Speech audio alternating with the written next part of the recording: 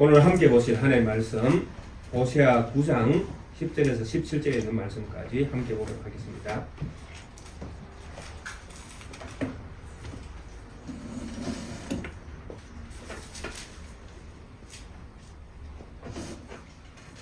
구약성경 1265페이지 호세아 9장 10절에서 마지막 17절까지 함께 한 목소리로 합독하겠습니다. 옛적에 내가 이스라엘을 만나기를 광야에서 포도를 만남같이 하였으며 너희 조상들을 보기를 무화과나무에서 처음 맺힌 첫 열매를 봄같이 하였거늘 그들이 바알보올에 가서 부끄러운 우상에게 몸을 드림으로 저희가 사랑하는 우상같이 가정하여 저주라. 에브라임의 영광이 새같이 날아가리니 해산하는 것이나 아이 베는 것이나 임신하는 것이 없으리라. 혹 그들이 자식을 기를지라도 내가 그 자식을 없이하여 한 사람도 남기지 아니할 것이라. 내가 그들을 떠나는 때에는 그들의 화가 미치리로다. 내가 보건대 에브라임은 아름다운 곳에 심긴 도로와 같으나 그 자식들을 살인하는 자에게로 끌어내리로다. 여호와여 그들에게 주소서 무엇을 주시려 하나이까? 아이 베지 못하는 태와 적 없는 유황을 주시옵소서. 그들의 모든 악이 길갈에 있으므로 내가 거기에서 그들을 미워하였노라. 그들의 행위가 악함으로 내 집에서 그들을 쫓아내고 다시는 사랑하지 아니하리라. 그들의 지도자들은 다 반역한 자니라. 에브라임은 매를 맞아 그 뿌리가 말라 열매를 맺지 못하나니 비록 아이를 낳을지라도 내가 그 사랑하는 태의 열매를 주기리라. 그들이 듣지 아니하므로 내 하나님이 그들을 버리시리니 그들의 여러 나라 가운데에 도도는 자가 되리라. 아멘. 이스라엘의 어떤 죄악의 어떤 모습들은 참 상상할 수 없을 정도로 하나님과 또 하나님의 어떤 뜻과는 반대의 어떤 모습들을 보여주고 있었습니다.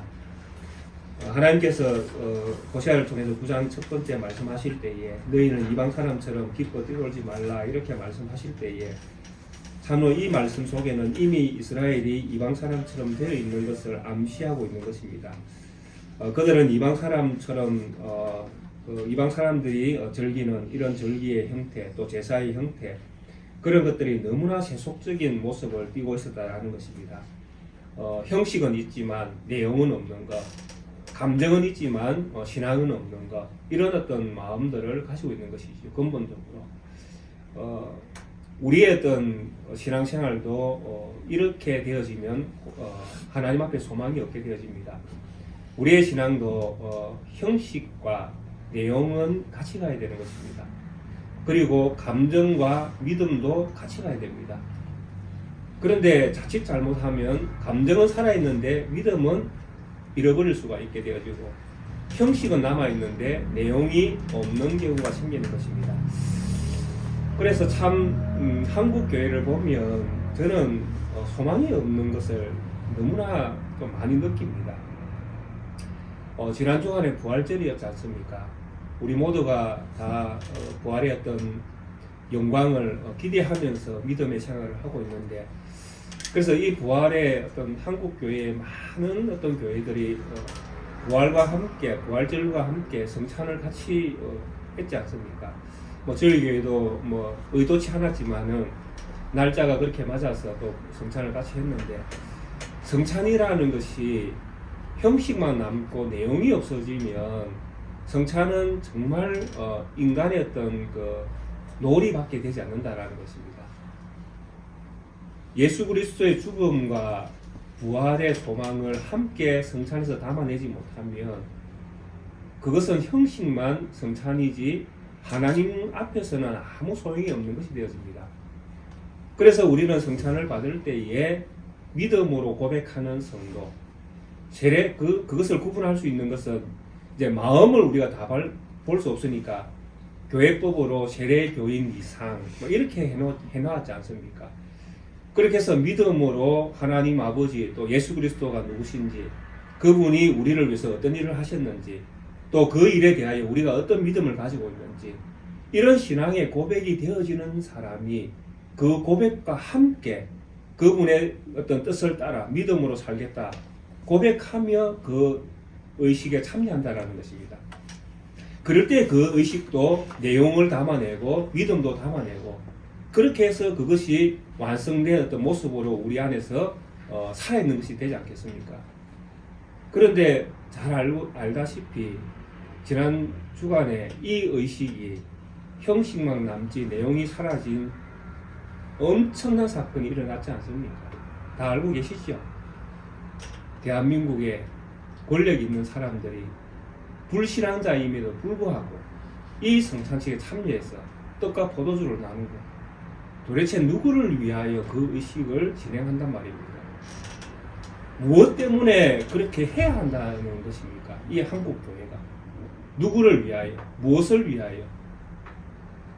우리가 그렇게 두렵고 떨림으로 이 성찬에 참여할 것을 수없이 성도들한테 다짐을 하고 또 다짐을 받고 그렇게 하면서 가르쳤던 내용들인데 그것이 권력 앞에서 한순간에 무너지고 그것을 형식화 만들어버리고 도대체 누가 그것을 그렇게 교만하게 그 일을 진행할 수 있단 말입니까? 누구의 허락을 받고. 그런데 이렇게 하고 있는 이런 교만한 자들을 바라보면서도 한국교회는 아무도 그것이 잘못되었다라고 말하지 않는다라는 것이죠. 왜?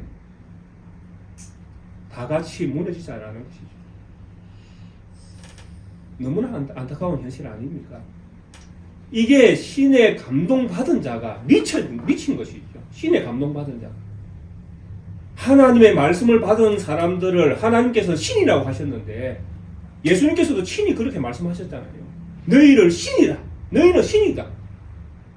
그런데 이 하나님의 말씀을 받은 이 감동된 자들이 미쳐 있으니까 파수꾼이 나팔을 지 마음대로 부는 것이죠. 절기에 맞추어서 불어야 되고 전쟁 때에 맞춰서 불어야 되고 평화의 시기에 맞춰서 이 나팔을 시기적절하게 불어야 되는데 자기가 부르고 싶은 데 부는 것이죠. 이 선지자가 돌았지 않습니까? 돌지 않고서야 어떻게 이렇게 할 수 있단 말입니까? 도대체 이게 한국 교회의 현실입니다. 우리 성도님들을 정신 차리셔야 됩니다. 우리가 믿음으로 서지 않으면 앞에 선 제가 미칠 수 있다니까요. 우리 모두가 믿음으로 서지 않으면 제가 제 마음대로 하면 어떻게 할 겁니까? 도대체. 그러니까 우리 성도님들이 정신 차리고 믿음을 가지고 하나님의 말씀을 굳게 바라보시고 그리 한가 아니한가 늘 살피셔야 됩니다. 그렇게 해서 저에게 경종을 울려주시고 저도 바른 말씀을 전할 수 있는 도전을 받게 하시고 그렇게 해서 교회가 살아나야 되는 것입니다. 한국 교회를 바라보면 소망이 없습니다. 그러니까 우리 작은 교회, 우리 낙교회가 작은 교회지만 우리는 우리의 믿음을 지켜내야 됩니다. 그들에게 어떤 희망을 걸 수도 없습니다. 이 이스라엘이 망하는 이 이유를 예수님 그 호세아를 통해서 하나님께서 분명히 말씀하셨잖아요. 너희는 이방인과 같이 뛰놀지 말라. 너희가 거둔 모든 그 수학의 그 기쁨은 은행의 값에 불과할 뿐이다. 너희가 지금 하고 있는 그 행위를 바라볼 때에 너희들은 도무지 내가 너희에게 준 그런 어떤 율법 또 절기 이런 것과 상관없이 너희들은 너희 하고 싶은 대로 이방신을 따라 이방신들을 위해서 예배하고 절기를 지키는 사람들처럼 똑 닮아있다라는 것이죠. 그래서 파수꾼의 그 어떤 나팔을 제대로 불지 못하니까 선지자는 어리석은 선지자들만 남아있고 또 성전에는 원한으로 가득 차있고 그리고 하나님의 신에 감동된 자들은 미쳐있고 이런 결과를 낳았다라는 것이죠. 참으로 이런 어떤 사회가 호세아 시대 때에 여로보암 2세 때에 어떤 그들의 부흥과 맞물려서 그들의 실상은 이런 모습들을 띠고 있다라는 것입니다. 그래서 마지막 구절에 우리가 보았듯이 기브아 시대와 같이 힘이 부패한지라 여호와께서 그 악을 기억하시고 그 죄를 벌하시리라 이렇게 말씀하십니다. 기브아 시대 때에 레위가 첩을 데리고 기브아라는 지역에 갔는데 그 지역에 있는 사람들이 레위를 이렇게 자기 집으로 들인 그 집에 사람들과 통관하겠다고 요구를 할 때에 그 집 사람이 레위 첩을 내주고 그 위사항을 넘기는 이런 사건들이 일어납니다. 그래서 레위 첩이 수많은 사람들한테 강간을 당하고 그날 그 밤에 자기가 머물려고 했던 그 집 문턱에서 죽는 사건이 일어납니다. 그런데 이 사건을 통해서 레위가 자기가 죽은 자기 첩의 시체를 12토막을 냅니다. 그리고 이스라엘 12지파잖아요. 12지파한테 다 나누어서 하나씩 나누면서 실상을 고발하려고 그렇게 지파들한테 보내니 시체를 바라본 지파들이 깜짝 놀랄 거 아닙니까? 도대체 이 일을 누가 했느냐? 그래서 모여서 의논해보니까 이제 이런 일들이 일어난 것입니다. 그래서 이 기브아라는 지역이 베냐민 지파에 속해 있는 지역이니까 베냐민 지파를 제외한 11지파가 모여서 베냐민을 치자! 이 전쟁을 벌이는 것입니다. 11지파하고 베냐민과. 그 11지파를 다 모으니까, 군사를 모으니까 40만 명 가까이 되고, 베냐민 지파는 겨우 3만 명도 안 됩니다. 그러니까 40만 명 대 3만 명도 안 되는 이 사람들이 함께 전쟁을 일으키면 누가 이겨야 됩니까? 11지파가 이겨야 되잖아요. 40만 명을 모았으니까. 근데 전쟁을 딱 일으키니까. 그리고 누가 잘못을 저질렀습니까? 베냐민 지파가 잘못을 저질렀잖아요. 근데 전쟁을 딱 일으키니까 누가 이기는가 하면 베냐민 지파가 이깁니다. 이해가 되십니까? 이해가 되셔요? 왜 나쁜 놈이 나쁜 짓을 한 지파가 강간하고 남의 여자를 강간하고 죽인 그 지파가 왜 이기냐 말입니다. 무엇 때문에? 사람도 이쪽이 훨씬 많은데 40만 명을 모아서 전쟁을 벌이는데 2만 명, 3만 명 왜 못 이깁니까? 이겨내야 되죠. 근데 전쟁을 일으키니까 오히려 베냐민 지파가 이겨서 오히려 40만 명 중에 한 만 몇천 명 죽여버립니다. 그러니까 난리 났죠. 이 11지파가 난리 나서 하나님께 묻습니다. 전쟁을 또 벌일까요? 또 벌려라. 또 벌리면 어떻게 합니까? 또 집니다. 세 번째 또 묻습니다. 또 전쟁할까요? 전쟁해라. 그제서야 이깁니다. 왜 하나님이 먼저는 패하게 하시고 나중에 이기게 하십니까? 왜 나쁜 사람을 벌할 때 당연히 벌하기 위해서는 첫 번째 이겼어야 되는데 왜 첫 번째 못 이기고 두 번째, 세 번째 갔어야 이깁니까? 왜 이런 현상이 일어납니까? 바로 베냐민 지파나 11지파나 똑같다라는 이야기입니다. 무슨 말씀인지 이해가 되십니까? 베냐민 지파가 한 그 행동을 11지파도 똑같이 하고 있다는 이야기입니다. 즉 베냐민 지파와 11지파의 믿음이 똑같다는 이야기입니다. 다 믿음이 없는 시대, 부패한 시대. 그래서 이렇게 말씀하잖아요. 기브아 시대와 같이 심히 부패한, 다 부패한 거예요. 그래서 하나님이 이것을 깨우쳐 주시는 거예요. 네가 잘난 거 아무것도 없다. 너 11지파 잘난 거 아무것도 없다라는 것이죠. 너희들도 똑같다라는 것입니다. 이스라엘 백성 전체가 이 사사시대 말기에 다 부패했다라는 이야기입니다. 다 하나님을 떠나 있다는 이야기죠. 그래서 기브아 시대처럼 심히 부패했기 때문에 하나님께서 그 악을 기억해서 그 죄를 벌하시겠다. 이렇게 이야기합니다. 그게 1절부터 9절의 결론입니다. 그러면 이제 10절부터는 이런 이스라엘에 대한 하나님의 심판이 이제 따라올 수밖에 없습니다. 하나님이 이방 사람처럼 된 이스라엘을 바라볼 때에 하나님은 이들을 심판하실 수밖에 없는 공의로우신 하나님이신 것을 드러내셔야 된다는 것입니다. 그런데 이런 하나님이 공의로운 하나님이 하나님의 공의를 실현하기 이전에 하나님은 이스라엘과의 관계 속에서 이스라엘을 바라보는 하나님의 시선은 너무나 사랑스러운 시선이었습니다. 10절에 보시면 옛적에 내가 이스라엘을 만나기를 광야에서 포도를 만남 같이 하였으며 너희 조상들을 보기를 무화과 나무에서 처음 맺힌 첫 열매를 봄같이 하였거늘 이렇게 말씀합니다. 하나님이 처음 이스라엘을 이렇게 바라볼 때에 광야에서 포도를 만난 것 같은 그런 즐거움이 있었다라는, 너무나 반갑고 너무나 즐거운 그런 거죠. 광야에서 뭐 물을 만나도 즐거운데 포도 정말 그 달콤한, 광야에서 먹을 수 없는 그런 음식, 그 열매잖아요. 그런 열매를 광야에서 만난 것입니다. 그때의 기쁨이 얼마나 크겠습니까? 근데 우리 하나님이 이스라엘을 만날 때에 그런 기쁨을 가졌다라는 것입니다. 이스라엘 처음 만날 때, 처음 하나님이 이스라엘과 언약을 맺을 때에 정말 하나님은 이렇게 이스라엘을 기뻐하면서 그들과 언약을 맺었다라는 것입니다. 그리고 무화과 나무에서 우리가 무화과 나무는 우리가 잘 볼 수는 있지만은 이렇게 우리가 좀 이렇게 우리의 어떤 환경 속에서 좀 이렇게 가까운 것은 뭐 사과나 뭐 참외나 이런 거 아닙니까, 그죠? 포도. 근데 이런 것들을 처음 열매가 맺혀지고 그 나무에 이 사과가 이게 달려 있는 이런 모습들을 보면 정말 탐스럽고 정말 먹음직스럽고 정말 아름다운 모습을 진짜 가지고 있지 않습니까? 그런 거예요.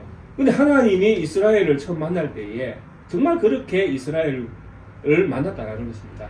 그만큼 이스라엘에 대한 하나님의 마음은 사랑이 컸다라는 이야기입니다. 우리 하나님이 이스라엘을 그렇게 사랑하셨다라는 이야기입니다. 하나님이 창조주이시고 이스라엘은 피조물인데도 불구하고 하나님이 자기가 만든 피조물을 바라볼 때에 하나님은 그렇게 기쁜 마음으로, 즐거운 마음으로 정말 사랑을 듬뿍 담아서 하나님은 이스라엘을 만났다라는 것입니다. 이처럼 하나님의 사랑은 우리가 헤아릴 수 없을 정도로 깊고도 넓고도 높았다라는 이야기입니다.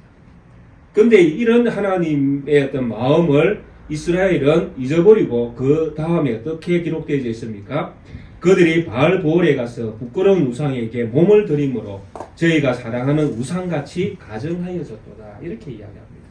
앞에서 우리가 이미 많은 어떤 말씀들을 통해서 이스라엘의 음행을 이야기했지 않습니까? 그들이 본 남편을 버리고 다른 데 가버렸다는 것입니다. 하나님을 사랑하지 않고 다른 우상을 더 사랑하는 그런 마음을 가졌다라는 것입니다. 그렇게 되어지니까 이 이스라엘이 하나님 안에서는 사랑받는 그런 어떤 소중한 보석과 같은 그런 존재였지만 이방을 쫓아갈 때에는 그들은 가증한, 더러운, 부정한 그런 존재로 바뀌어진다라는 것입니다.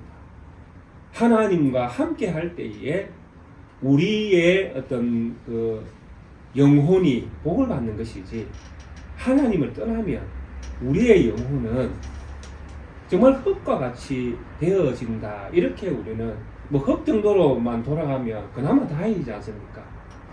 근데 우리 인생은 흙으로 돌아가는 것이 아니라 어디로 갑니까? 지옥으로 떨어진다라는 것이죠. 그게 더 큰 문제잖아요. 흙은 아무것도 아니잖아요. 감정이 있습니까? 뭐가 있습니까? 그냥 흙이니까. 그 정도 같으면 참을만 하죠. 근데 그게 아니다라는 것이죠. 감정이 있고 아픔을 느끼고 고통까지 다 느끼는 그런 존재로 지옥에 떨어지는 아픔을 겪는다라는 것입니다. 그게 감당이 안 되는 그거는 우리가 감당할 수 없는 수준에 우리가 내려가는 것입니다. 왜냐하니까 1시간, 2시간 불 받고 마는 게 아니잖아요. 우리가 당하는, 믿음이 없어서 당하는 지옥의 어떤 형벌은 1, 2년이 아니잖아요. 몇 년입니까? 무한대잖아요. 그만큼 하나님을 떠난다라는 것은, 믿음을 버린다라는 것은 우리의 모든 것들을 잃음과 동시에 우리의 가장 처참한 상태에 우리가 놓이게 된다라는 것입니다. 그런데 이스라엘은 이런 어떤 상황이 됨에도 불구하고 그들은 누구를 따라가는 것입니까? 우상을 따라가는 거예요. 왜냐하니까 우상을 따라가니까 우상 앞에서 절하고 기뻐 뛰어놀고 막 몸이 움직이는 대로 막 흔들면서 이렇게 놀아보니까 즐겁고 좋은 거예요. 뭐 자기가 안 즐거우면 그렇게 하지 않을 건데 해보니까 좋은 거예요. 뛰어보니까 뛸만 하고 땀도 좀 나면서 마음의 기쁨도 막 느껴지는 것 같고 뭔가 내 속에서 기분이 막 좋아지는 것 같고 뭐 이런 희열이 막 느껴지는 거예요. 그러니까 그걸 자꾸 하게 되는 것입니다. 한 번 더 해보니까 또 괜찮고 또 두 번 해보니까 또 괜찮고 세 번 해보니까 더 괜찮고 그러니까 계속 빠지는 거예요. 돈이라는 것도 그렇지 않습니까? 100만 원 있으면 1000만 원 되면 더 좋고 1000만 원이 1억 되면 더 좋고 1억이 10억 되면 더 좋고 그렇지 않습니까? 그렇게 해서 이제 점점점 이제 못 빠져나오는 상황으로 우리를 끌고 가지 않습니까? 권력도 마찬가지고 명예도 마찬가지고 다 똑같습니다. 권력은 하나를 가지면 둘을 가질 때에 그 기쁨이 더 커집니다. 셋을 가지면 더 기쁨이 더 커지고 가지면 가질수록 기쁨은 커지는 것입니다. 그래서 뭘 합니까? 누리는 것이죠. 그 권력을 가지고 기득권을 행사하는 것입니다. 그게 권력이 가지는 매력 아니겠습니까? 돈, 명예, 권력, 또 건강도 마찬가지고 모든 것들이 다 그렇습니다. 좋으면 좋을수록 더 좋아지는 것이에요. 우리의 육신의 어떤 기쁨이 그런 것이다라는 것입니다. 그래서 이 우상을 따라가서 결국은 우상에게 자기의 몸을 드리고 오늘 우리가 읽었던 성경에도 나오지 않습니까? 자기 아들을 불 가운데 지나게 하는 이런 우상에게 드리는 것입니다. 아들의 몸을 허락도 없이 아들의 허락도 없이 아버지 마음대로 우상에게 드리는 것입니다. 그것이 우상이 주는 기쁨이 있었다라는 것이죠. 그러니 이런 현실이 되어 있으니 하나님께서 이스라엘을 어떻게 심판하지 않겠습니까? 그래서 11절에 이렇게 말씀합니다. 에브라임의 영광이 새같이 날아가리니 해산하는 것이나 아이 되는 것이나 임신하는 것이 없으리라 이렇게 말씀하면서 그 뒤에 쭉 자식이 이스라엘에게서 사라질 것을 에브라임의 지파에서 자식이 사라질 것을 뭐 이것은 뭐 이스라엘에 대한 경고죠. 이스라엘에 대한 경고인데 이렇게 사라질 것을 하나님께서 분명히 말씀을 하십니다. 에브라임이라는 뜻이 그렇습니다. 그 번성함, 충만함 뭐 이런 뜻입니다. 그러니까 어떤 분은 이 번성함, 뭐 또 충만함 이런 것을 두 배의 영광 뭐 이렇게도 설명을 합니다. 그만큼 풍성하게 될 것을 기대하면서 짓는 그런 이름입니다. 그래서 이 에브라임은 지금까지 그런 영광을 누렸죠. 그래서 부귀영화 가운데에 그죠? 이 지파를 통해서 지금 이스라엘의 잃어버린 영토를 다 회복하고 엄청나게 지금 번성을 하고 있다는 것입니다. 또 이런 번성이 주는 것이 하나님의 복이죠. 이스라엘 안에서는 그렇습니다. 이스라엘 밖에서는 아니지만 이스라엘 안에서는 이렇게 약속의 땅에서 번성되어지는 것은 하나님께서 주신 복입니다. 근데 하나님께서 이 에브라임에게 새같이 날아가 영광이 에브라임의 영광이 에브라임의 번성이 새같이 날아가리니 해산하는 것이나 아이 베는 것이나 임신하는 거 똑같죠, 그죠? 해산, 임신, 아이 베는 거 다 뭐 똑같은 말 아닙니까? 이것이 반복되는 것은 이것에 대한 하나님의 심판이 반드시 이루어진다는 이야기입니다. 세 번 반복되는 것은 반드시 이루어지는 것입니다. 혹 그들이 자식을 기를지라도 내가 그 자식을 없이 하여 한 사람도 남기지 아니할 것이라. 내가 그들을 떠나는 때에는 그들에게 화가 미치리라. 이렇게 말씀합니다. 하나님께서 이 이스라엘 백성에게 특별히 주신 복이 있다면 태의 열매입니다. 태의 열매. 우리가 잘 알고 있는 그 요셉이 그 하나님 앞에 그 야곱을 통해서 복을 받을 때에 하나님께서 요셉에게 엄청난 복을 주십니다. 그 복이 창세기 49장 24절과 25절에 기록되어 있는데 제가 한번 읽어드리겠습니다. 내 아버지의 하나님께로 말미암나니 그가 너를 도우실 것이라. 전능자로 말미암나니 그가 네게 복을 주실 것이라. 위로 하늘의 복과 아래로 깊은 샘의 복과 젖먹이는 복과 태의 복이니라.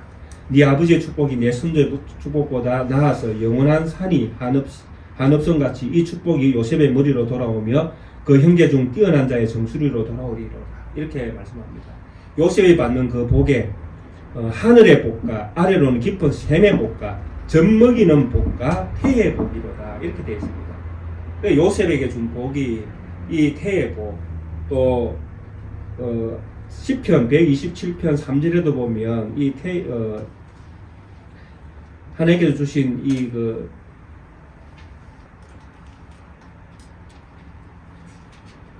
태의 복에 대해서 이렇게 또 시편에서 기록되어 있습니다.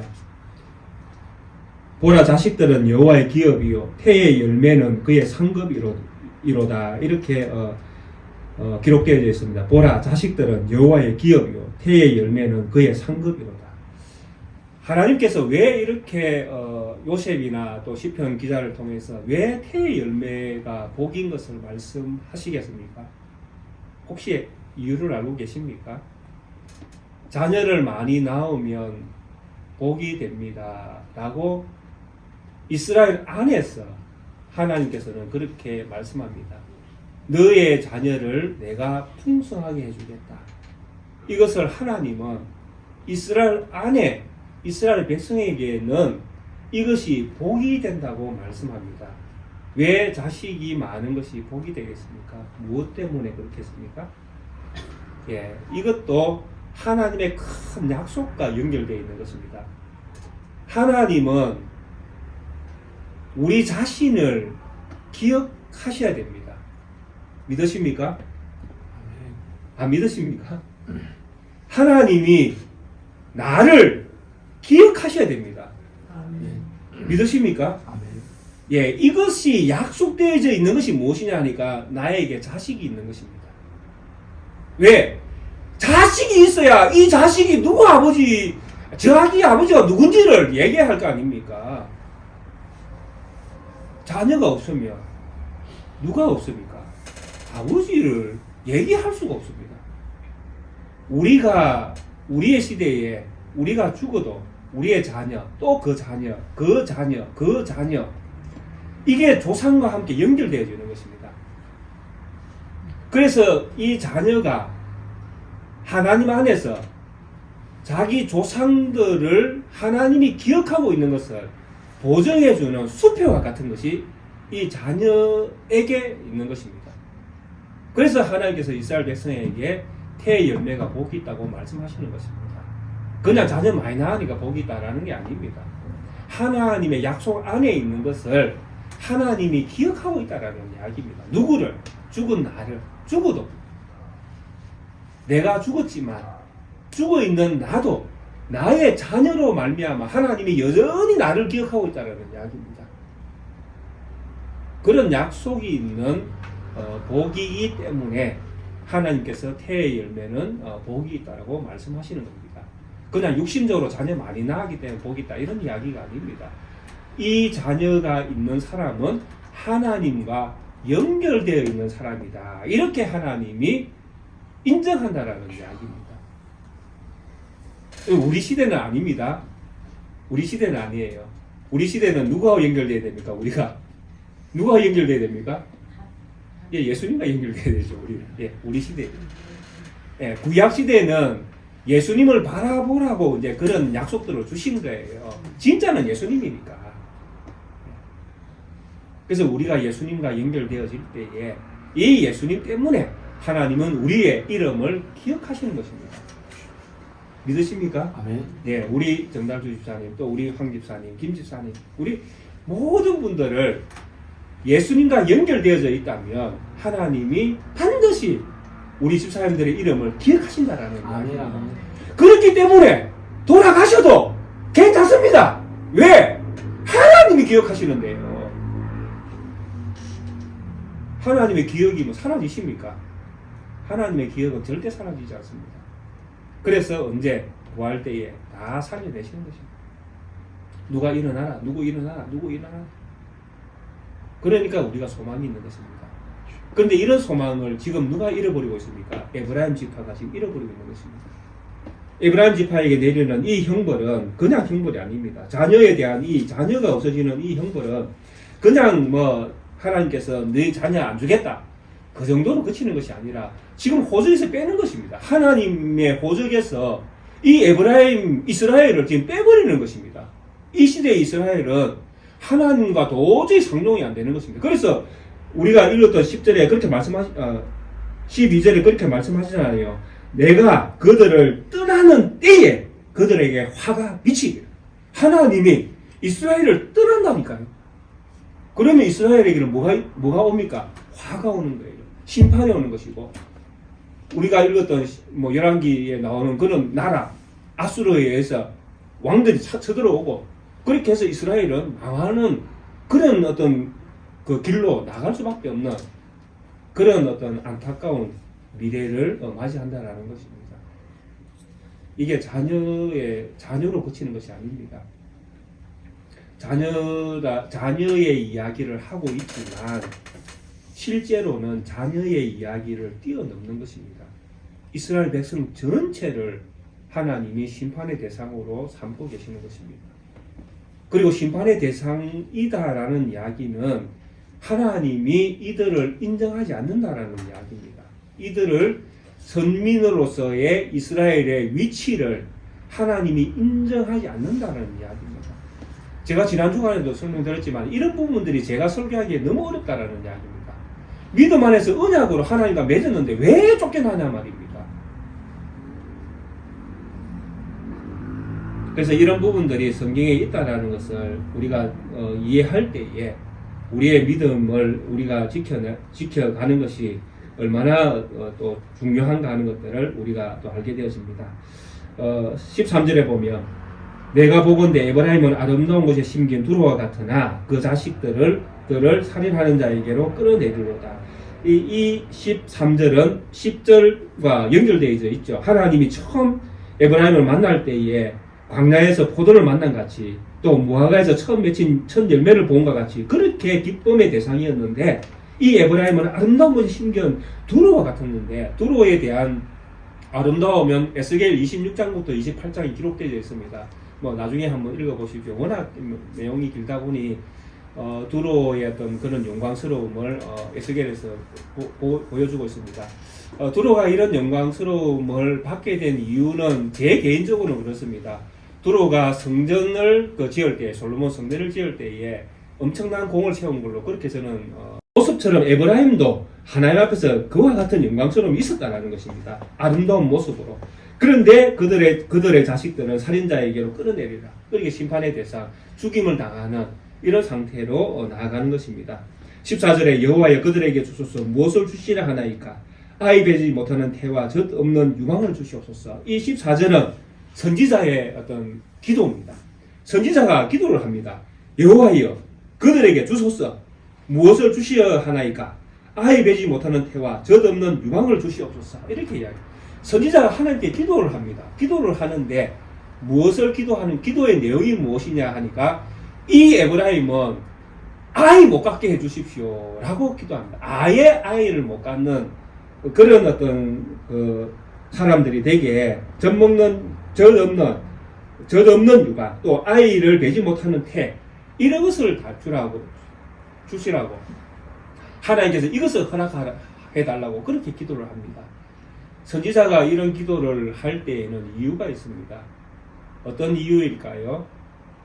왜 하나님께서 이미 에브라임에게 태를 끊어버릴 것을 말씀하셨는데 이런 어떤 에브라임을 바라보는 선지자도 동일하게 하나님 앞에서 이 에브라임에게는 아예 아이를 베지 못하는 태를 주시기를 기도를 합니다. 왜 이런 기도를 하겠습니까? 저는 이 기도가 예수님의 기도와 너무나 닮아 있다고 그렇게 생각을 합니다. 예수님께서 우리가 지난 주간에 성찬을 할 때에 성찬식 때에 예수님께서 12제자들과 함께 성찬을 하면서 특별히 가룟 유다에게 하셨던 말씀이 있습니다. 가룟 유다는 예수님과 함께 떡을 넣은 그 떡상에다가 손을 넣는 그런 예수님과 동일하게 같은 시간대에 그 떡상에 손을 넣는 자로 표현을 하면서 예수님께서 자기 자신을 팔 자가 누구인가를 지목하셨습니다. 그래서 예수님을 파는 자는 누구입니까? 가룟 유다죠. 이 가룟 유다에 대한 예수님의 말씀이 무엇이었습니까? 저는 차라리 나지 아니했으면 좋을 뻔했다라고 말씀하십니다.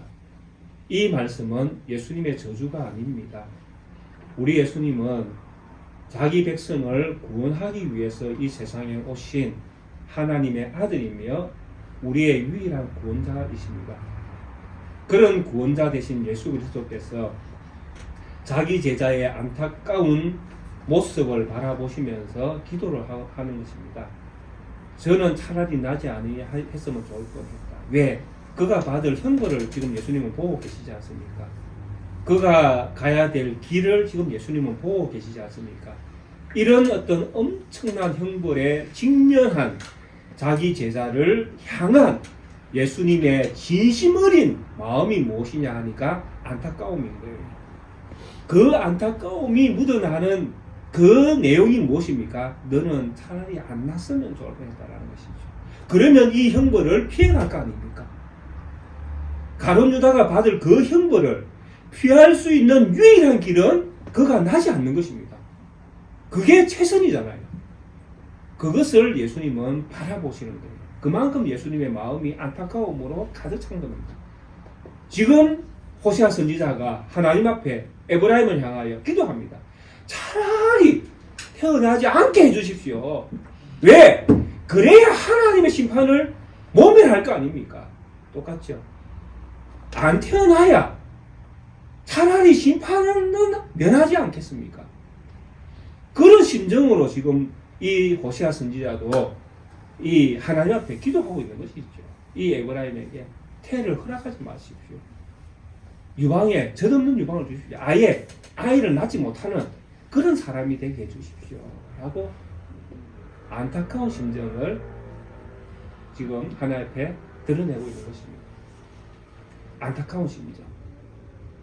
이해가 되십니까? 이 심정을 우리 성도님들이 가져셔야 됩니다. 이 심정. 왜요? 한국 교회가 무너지고 우리 옆에 있는 친구가 믿음에서 떠나갈 때에 우리가 이 심정을 가지셔야 된다는 이야기입니다. 아, 쟤는 저러니까 안 돼! 이렇게 책망하고 비난하고 비판하고 이렇게 손가락질 하는 것이 아니라 정말 안타깝게 바라보면서 저들의 구원, 저들의 인생에 하나님이 개입할 수 있는 은총이 부어지도록 우리는 기도하고 안타깝게 얘기해야 된다는 이야기입니다. 그게 믿음이잖아요. 한국 교회에 소망이 없습니다. 솔직하게. 이 소망이 없으니까 우리는 뭘 해야 됩니까? 기도해야 되죠. 이 한국 교회를 향해서 기도하고 목회자들이 정신 차릴 수 있도록 기도하고 그들이 깨어 하나님께로 돌아오도록 우리가 기도해야 되잖아요. 이런 심정을 가지셔야 된다는 이야기입니다. 왜? 우리가 진짜 나팔수가 돼야 되잖아요. 파수꾼이 돼야 되지 않습니까? 우리가 시기적절하게 나팔을 불어줄 수 있는 그런 믿음의 사람이 돼야 안 되겠습니까? 그러니까 이 시대에 우리가 무엇으로 나팔을 불겠습니까? 우리의 마음으로, 우리의 믿음으로 하나님 앞에 기도하는 것입니다. 기도로. 우리가 가진 최고의 무기가 기도 아닙니까? 하나님, 한국교회를 불쌍히 여겨주십시오. 이 한국교회가 정말 회개하고 돌아와 주님 앞에 바른 믿음의 예배를 드리고 바른 성찬을 행하고 정말 바르게 지도자가 세워지고 성도들에게 바른 말씀을 전하고 그게 최고의 선물인 줄 알고 한국교회가 여기에 돌아올 수 있도록 하나님 은혜를 베풀어 주옵소서. 이렇게 선지자적 소명을 가지고 이 시대를 살아가는 우리가 되어질 때에 우리가 진정한 파수꾼이 되는 것입니다. 이런 믿음을 오늘 이 호세아 마지막에 9장 마지막 이 후반부에는 계속 이야기하고 있는 것입니다.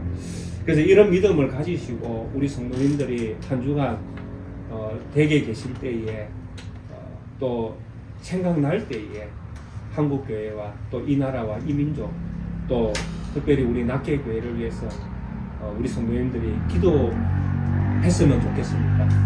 그래서 우리의 기도가 하나님 앞에 어떤 모습으로 상달될지 알 수 없으나 하나님이 이 낙계교회를 살리시고 또 대한민국의 교회들을 살리시고 또 우리 자신들을 살려서 정말 이 마지막 때에 믿음 있는 자로 우리가 살아있음을 주님 앞에 증거하면서 우리 성도님들이 한 주간 살아내시는 은총이 주님으로부터 주어지기를 주의 이름으로 축원드리겠습니다. 아멘. 함께 찬송가 357장 함께 찬양 드리시겠습니다.